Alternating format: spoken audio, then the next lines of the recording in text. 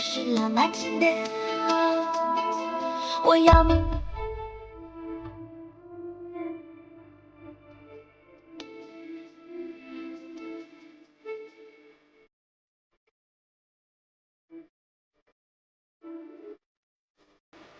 想来迟，快意恩仇少年子弟，江湖缠绵风流，白衣侠侣携手。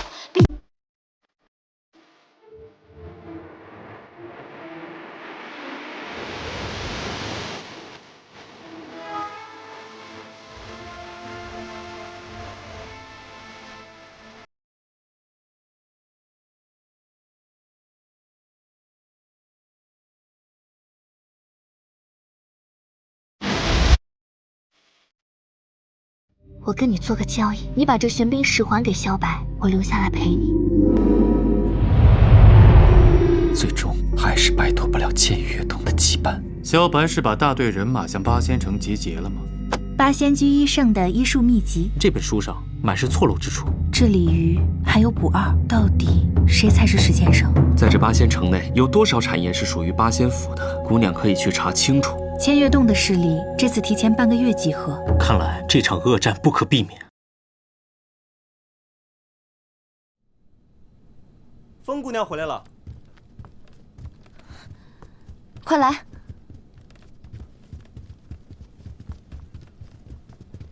就放这儿吧。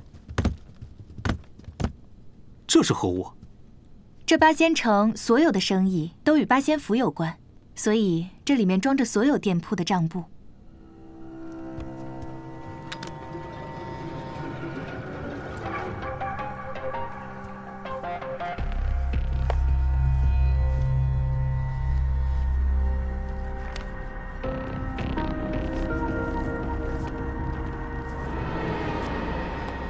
还有茶楼和酒楼的，居然还有钱庄和镖局。不止，还有药铺的、米店的、绸缎铺的和车马行的。彩彩，你是怎么做到的？这里面的关窍可多着呢。还请风姑娘赐教。这酒楼和茶楼的人圆滑，往往扛不住这些横冲直撞的愣头青，怕毁了和气生财的好名声，以后不来客人。但这镖局的人呢，却恰恰相反，他们吃软不吃硬，一般都是些江湖上行走的硬汉子，所以呢，最架不住这种楚楚可怜的请求。胭脂水粉铺呢，都是些小买卖，只要乐善好施些，账簿就自然得来。至于这钱庄，上有官府保护，下有地头蛇的护航，是最惹不得的。但是只要正义慷慨，好好跟他们讲明其中的利害关系，他们呀可是配合得很呢。在风姑娘的个人魅力面前，我这个美男计都相形见绌了，佩服，佩服。那我们还等什么？赶紧盘点账目吧。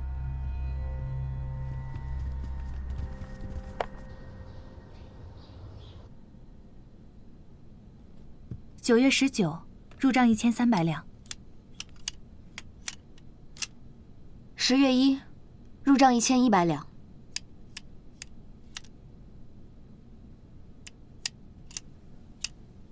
在诸位面前，我真是没用。哪里的话，本来也是你最先提出来要去拿酒楼的账本，所以才有了这么多账本。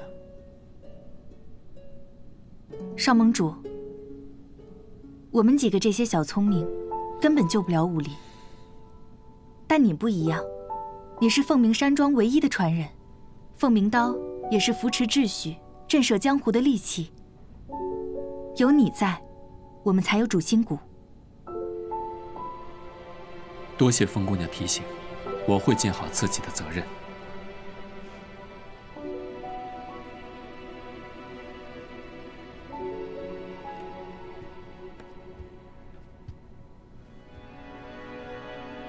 这些数额跟我们之前预想的不太一样。一场长生果拍卖会下来，石先生入账何止几百万。这么一想，八仙府也没有那么多钱。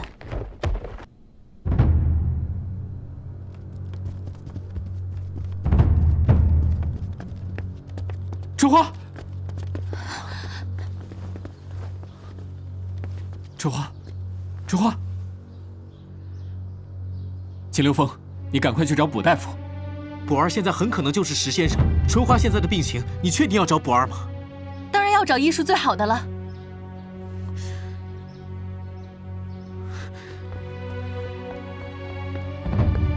春花，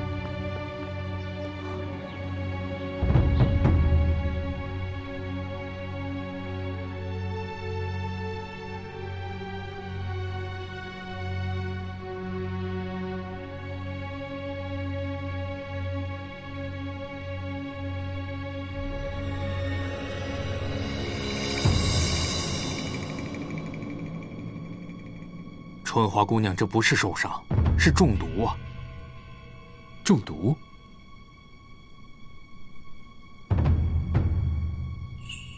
你知道的？是不是上官秋月给你下的毒？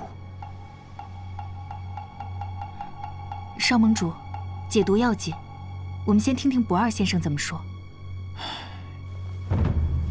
不怕大家笑话，少盟主夫人中的毒，卜某真的是闻所未闻，有愧于兄长医圣之美名啊！这样，我让李玉熬服药来。李玉，慢着，这么严重的毒，我放心不过李鱼的医术，还请不二先生亲自来吧。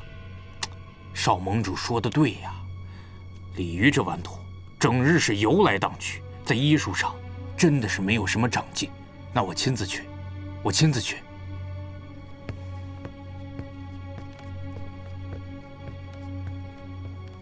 少盟主，我有话对你说。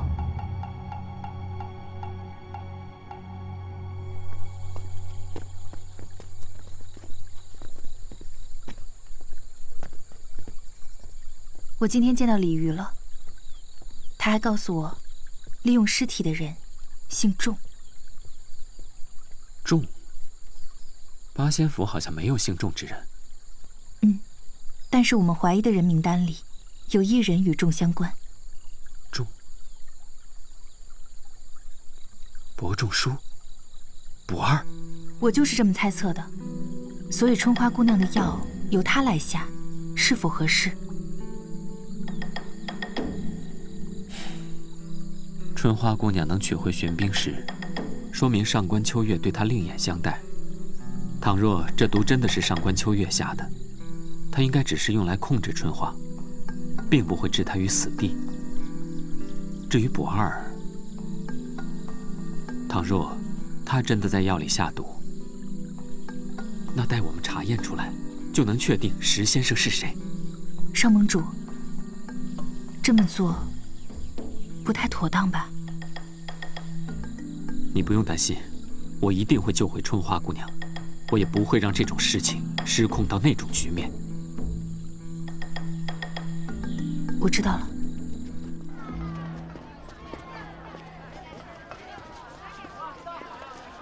唉，风姑娘与少盟主，真是一波未平，一波又起啊！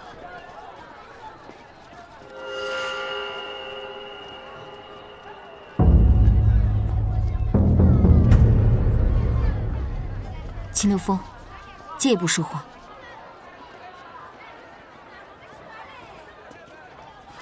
秦流风，我速速就回。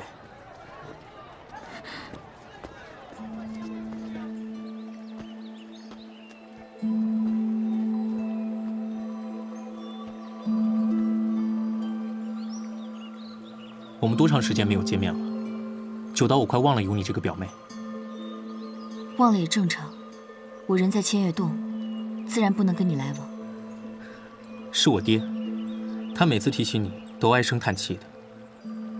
而且，千月洞那种地方，我当年要是和父母一起死了，便能落得个满门英烈的美誉。只可惜我不争气，偏偏被上官秋月救了。上官秋月救人，武林同人是断然不信的。坊间传言，是你投靠了上官秋月，所以这才会引来了灭门之祸。我爹虽然知道实情，但萧老盟主屡次三番找他促膝长谈，不让他把真相说出去。都过去了。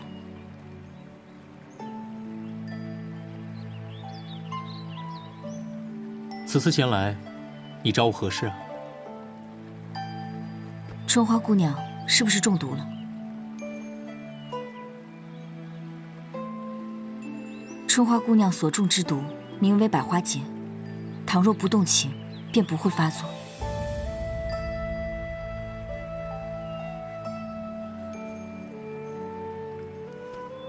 小妍，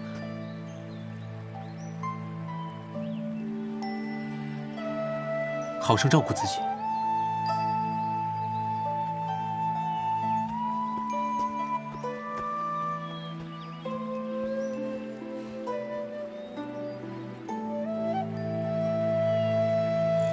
我不信。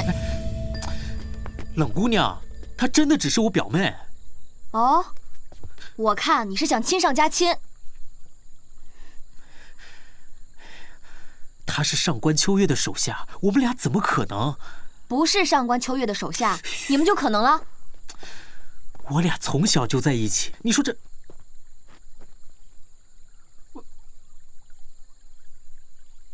刚刚你们好像在说上官秋月。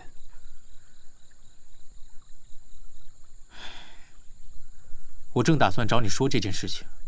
千月洞的叶星主是我表妹。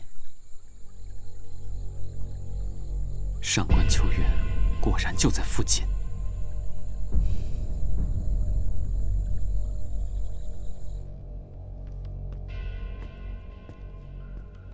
春花姑娘，喝药了。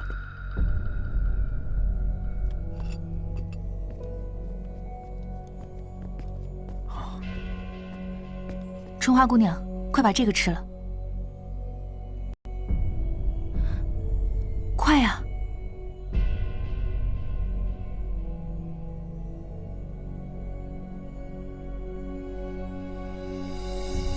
这是什么？雪莲子。凤姑娘真是出手大方啊。这是雪莲子，普通的毒药用它可以直接解毒。我的病不值得用这么昂贵的药材。春花姑娘，别说傻话。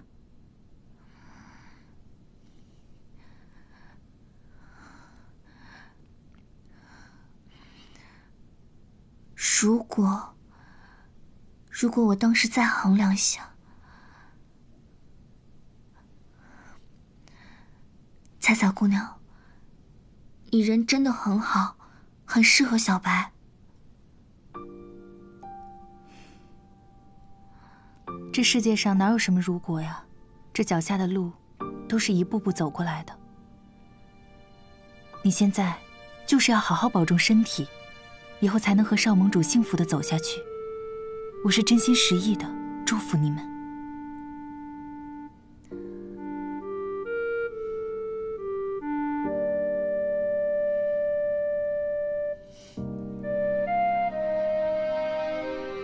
谢谢你。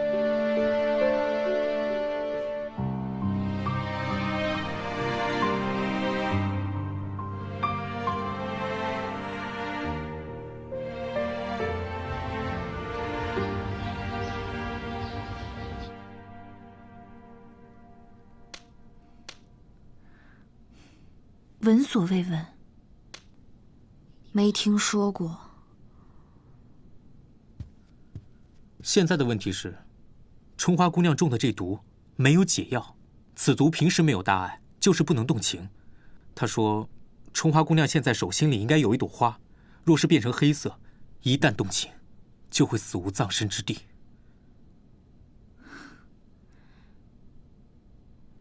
竟然还有这样的毒药！所以说，春花姑娘现在中了这毒，先别让小白知道，啊？嗯。秦流风。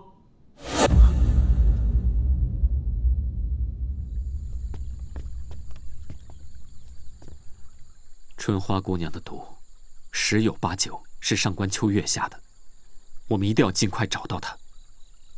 上官秋月来无影去无踪，我们去哪儿找她？找到上官秋月，关键在春花姑娘。怎讲？别的事情你比我想得通透，但春花姑娘的事，我一定比你想得明白。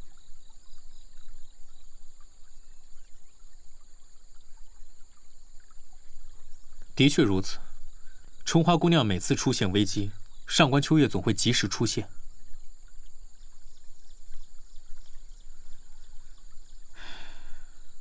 反倒是现在春花姑娘不见上官秋月，是更好的选择。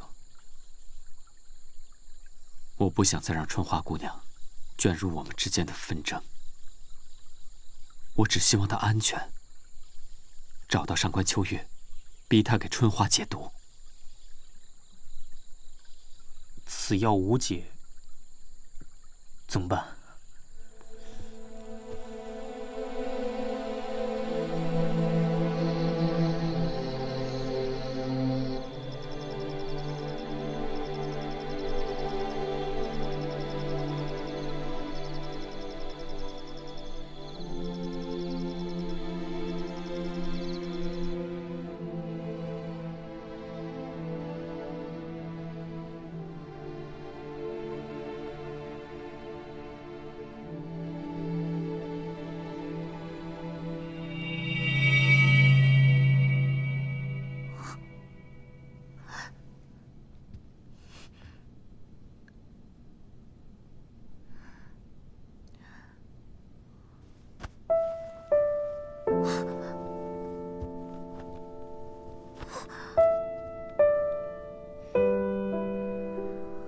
小春花在想我。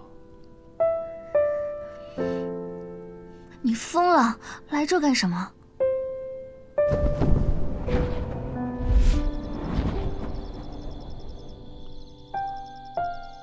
能安稳睡下就好。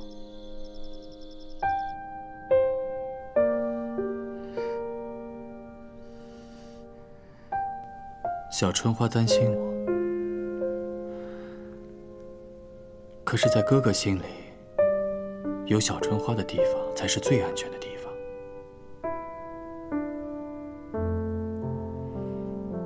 哥哥怕你百花劫发作，所以不敢找你。但是我又忍不住想你，所以就只能这样见面了。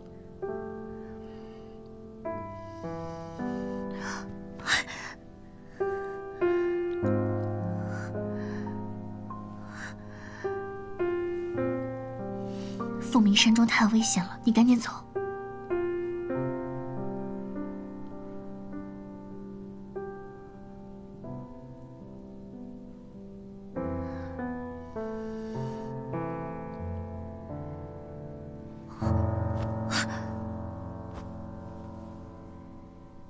百花节的毒性明显有所缓解，是不是因为你这几天没有想哥哥？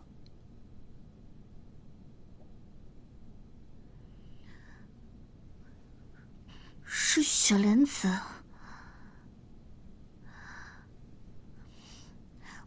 我才没有想你。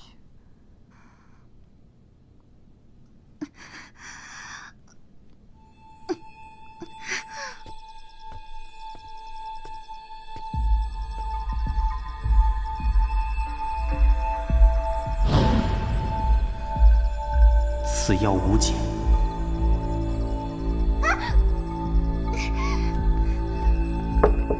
春花，春花，你睡了吗？春花，走。春花，春花，开门呐！春花，春花，这次轮到妹妹舍身救哥哥了。这都什么时候了，还说这种话？春花，开门呐！少盟主稍安勿躁，也许是春花姑娘睡得太沉，我先进去看看。春花姑娘，恕在下无礼。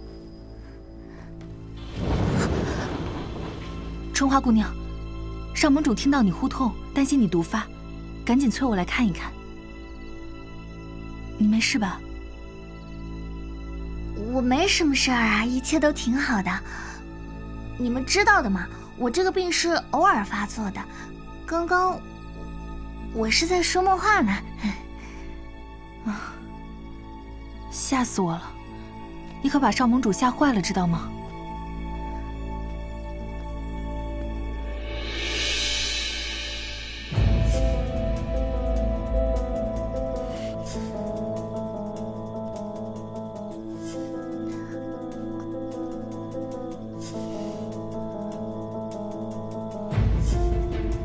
既然没事，姑娘早点休息。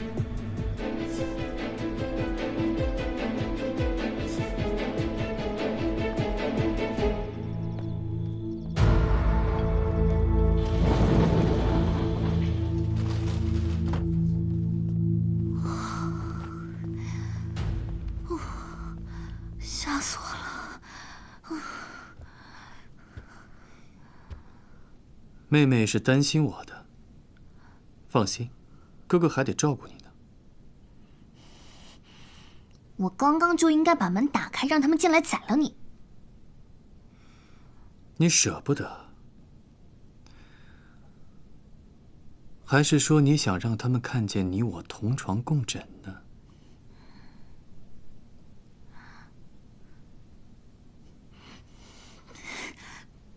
变态！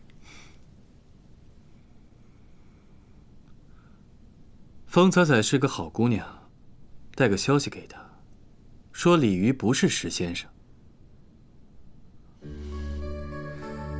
3天后，卜二会邀请你们赴宴，到时候饭菜里全是软筋散。小春花可千万别贪吃，如果到时候再中什么毒了，哥哥可就救不了你了。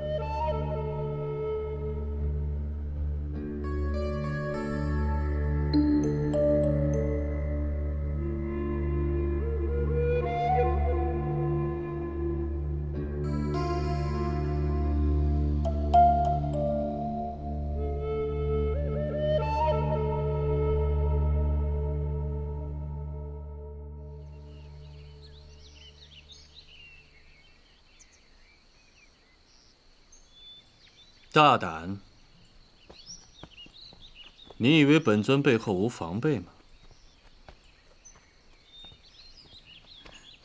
属下不敢，属下只是没想到尊主还会在此地。不过胆子大也未必不是好事，这样小春花就不会以为我又在害你们了。尊主，千月洞众新主乐仆已在8仙城外集结完毕。不过白道声势浩大，我们的举动也引起了他们的注意。无妨，千月洞这次就是要明着来，也该让白道知道，谁手里握着江湖局势，谁就可以光明正大的畅通无阻。凤鸣山庄那边呢？他们还在为石先生的线索烦恼不已。麻烦。扶不起来，难道还要本尊亲自出手？后天，卜二就要兴师动众招待白道众人，到那时候，萧白如果还察觉不到异状，恐怕就会连累春花姑娘。石先生的伎俩不足为道，但白道居心叵测，不知道还会出什么麻烦。叶言，如若交战，你一定要提前做好准备。只要当天能顺利进血，本尊就能带小春花回千月洞了。是，只是属下恳请尊主，眼下还是换到更安全的去处？安全的去处。小春花现在每天都在为身上的毒儿提心吊胆，不碍事。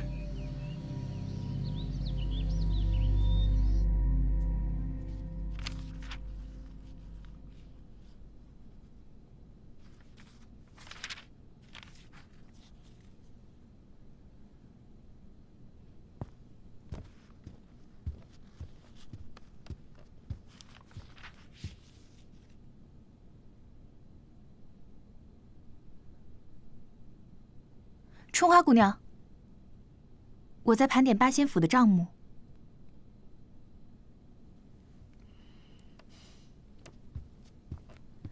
彩彩姑娘，查的怎么样了？现在怀疑的人有2个，一个是八仙府的弟子李渔，一个是他的当家人不二。李渔不是施先生。春花姑娘怎么这么肯定？不过，你说的有道理。之前秦公子打探到，酒楼老板娘和李渔是母子。以前，酒楼老板娘在青楼怀有身孕，被赶了出来，是医圣收留了她。李渔年少顽皮，受人蛊惑成了赌徒，也是医圣让他收心敛性，收为门下弟子的。没想到，他们还有这一段悲惨的遭遇。这么说来，他们2人对医圣应该是感恩戴德。如果不是被人胁迫的话，定是不会用医圣留下的技法去行恶的。你说的对，而且李渔现在的生活也是凄惨潦倒，并没有暴富的倾向。倒是这个卜二，医圣死后没2年，他的生意遍布八仙城。所以说，现在所有的疑点都集中在这个卜二身上。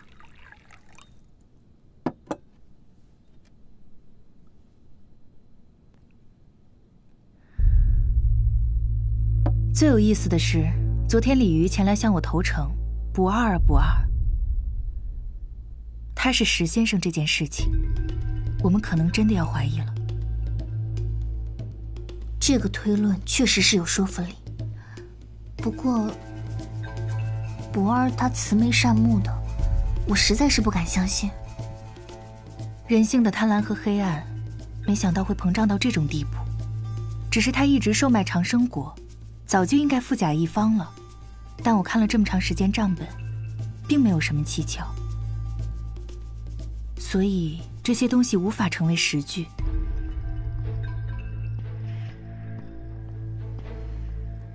贪婪吝啬是一体两面，不二他在外面疯狂敛财，但未必就说明他愿意把这些钱都花出去。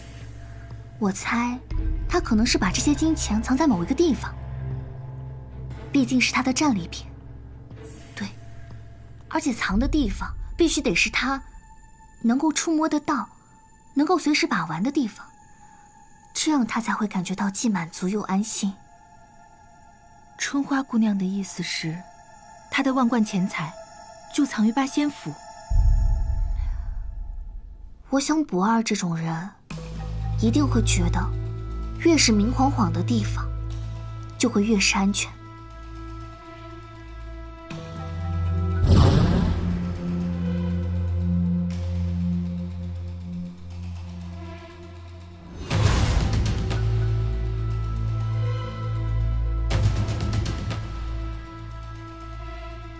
你说的有道理，那春花姑娘好生在这里休息。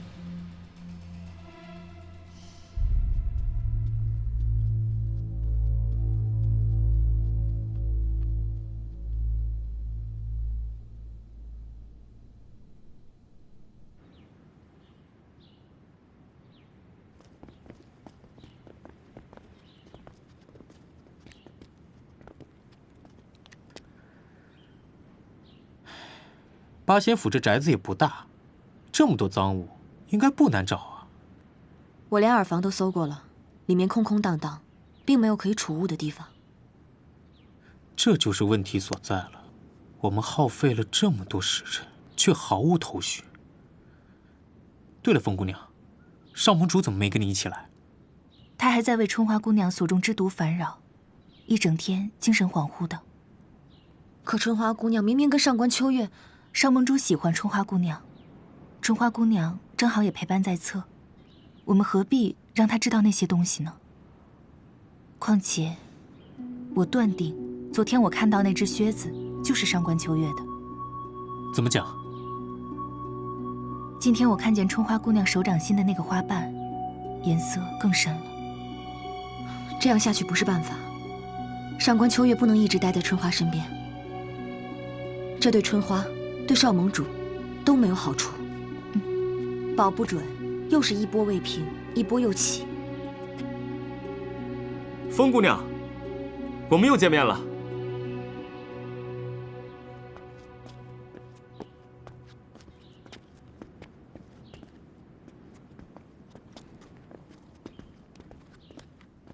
这个鲤鱼，怎么好像看上我们家彩彩了？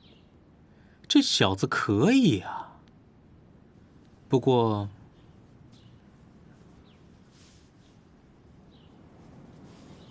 你还有我，我也有你。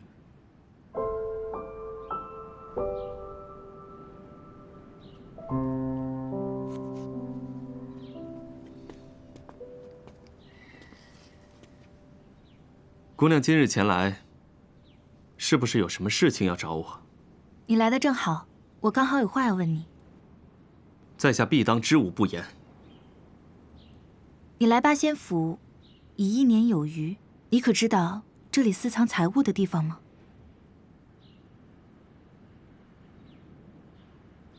虽然我之前一直被不二操控和指使，可这个人一向谨慎得很，只是逼我做一些见不得人的脏活和累活，其他都瞒得死死的。这个人好财如命，怎么可能轻易把自己的财宝暴露给别人呢？也是，他要是告诉你，你早就带着银两跑路了。要真是如此，那岂不是失去了结识风姑娘的机会？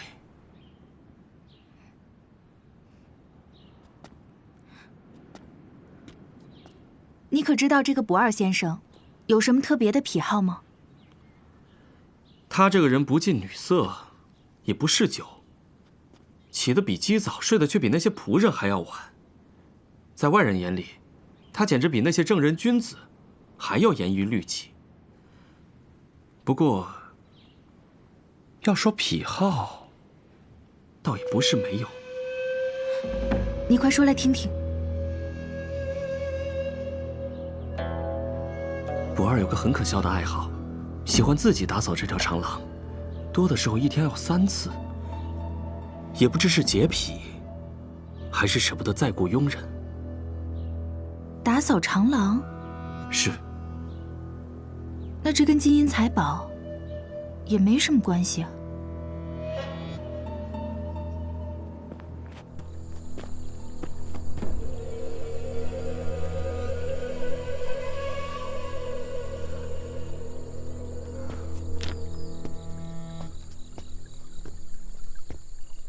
你找我？一个穿白衣服的哥哥，叫我找这个山庄里最懒的姑娘。山庄里的姐姐们都说，那一定是你。你找我什么事儿啊？给钱。哥哥给我画了这朵花，说你看见这朵花就会给我钱。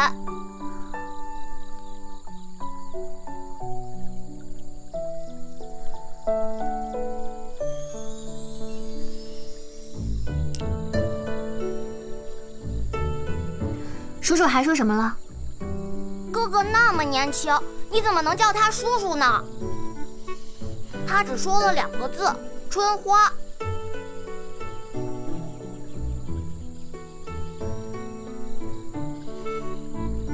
你回去告诉他，春花今天不来了，我再多给你1倍钱。哎，哥哥说做人不能太贪心。